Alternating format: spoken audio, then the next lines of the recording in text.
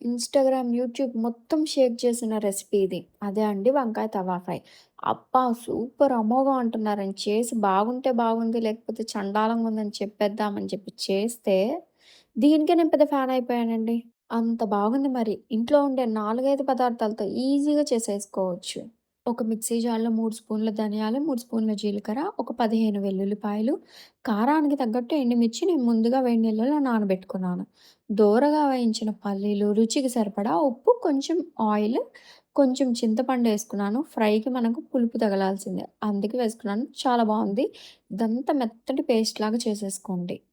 ఇంకా ఈ పెద్ద వంకాయలని ఇలా కట్ చేసుకొని ఘాట్లు పెట్టుకున్నాను. వంకాయకి ఈ కారం మొత్తం పట్టించేసి కాగిన ఆయిల్‌లో ఫ్రై చేసుకోవడమే. అంతే అండి. ఈ కారం అంతా వంకాయకి పట్టి వంకాయ రుచి ఉందే ఎంత బావుందో! దీనికి ఇంకా సైడ్ డిషెస్ ఏమి అవసరం లేదు. వేడి వేడి అన్నంతో ఇది తింటే చాలు. అంత రుచిగా ఉంది. ట్రై చేయండి. ట్రై చేసి ఎలా వచ్చిందో నాకు కామెంట్ చేయండి. నెక్స్ట్ ఏ రెసిపీ ట్రై చేయాలో నాకు కామెంట్ చేసి చెప్పేయండి. నేను చేసి చెప్తాను.